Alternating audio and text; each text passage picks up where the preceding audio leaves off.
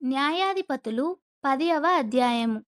అబీమెలెకునకు తరువాత ఇశ్శాఖారు గోత్రీకుడైన దోదో మనువడును పువ్వా కుమారుడునైన తోలా న్యాయాధిపతిగా నియమింపబడెను. అతడు ఎఫ్రాయిమీయుల మన్యమందలి షామీరులో నివసించినవాడు.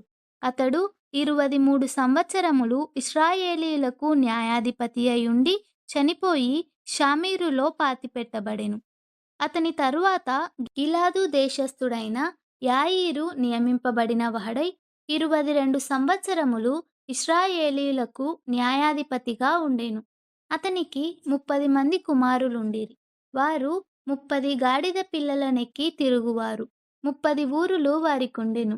నేటి వరకు వాటికి యాయీరు గ్రామములని పేరు. అవి గిలాదు దేశములో నున్నవి. యాయీరు చనిపోయి కామోనులో పాతిపెట్టబడెను. ఇశ్రాయేలీయులు యెహోవా సన్నిధిని మరల దుష్ప్రవర్తనులైరి.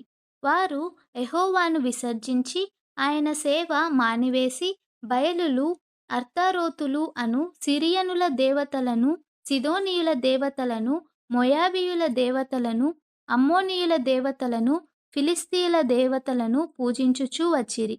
యెహోవా కోపాగ్ని ఇశ్రాయేలీయుల మీద మండగా ఆయన ఫిలిష్తీయుల చేతికి, అమ్మోనీయుల చేతికి వారినప్పగించెను.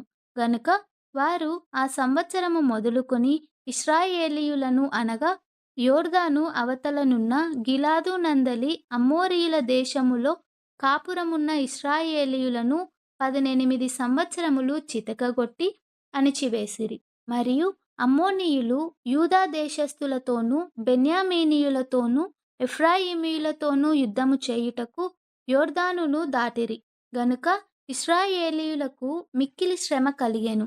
అప్పుడు ఇశ్రాయేలీయులు, మేము నీ సన్నిధిని పాపము చేసియున్నాము, మా దేవుని విడిచి బయలులను పూజించియున్నామని యెహోవాకు మొరపెట్టగా, యెహోవా ఐగుప్తీయుల వశములో నుండియు, అమోరీయుల వశములో నుండియు, అమ్మోనీయుల వశములో నుండియు, ఫిలిష్తీయుల వశములో నుండియు మాత్రముగాక సీదోనీయులును, అమాలేకీయులును, మయోనీయులును మిమ్మును బాధపరిచినప్పుడు వారి వశములో నుండియు నేను మిమ్మును రక్షించితిని గదా.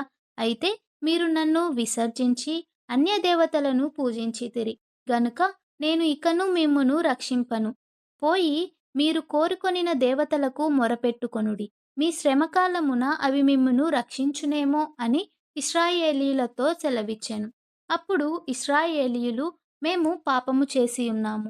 నీ దృష్టికి ఏది అనుకూలమో దాని చొప్పున మాకు చేయుము.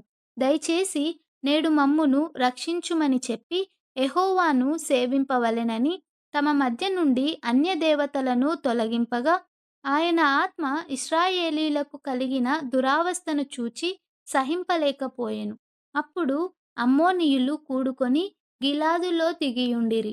ఇశ్రాయేలీయులును కూడుకొని మిస్పాలో దిగియుండిరి. కాబట్టి జనులు అనగా గిలాదు పెద్దలు అమ్మోనీయులతో యుద్ధము చేయబూనుకొను వాడెవడో వాడు గిలాదు నివాసులందరికిని ప్రధానుడగునని ఒకనితోనొకడు చెప్పుకొనిరి.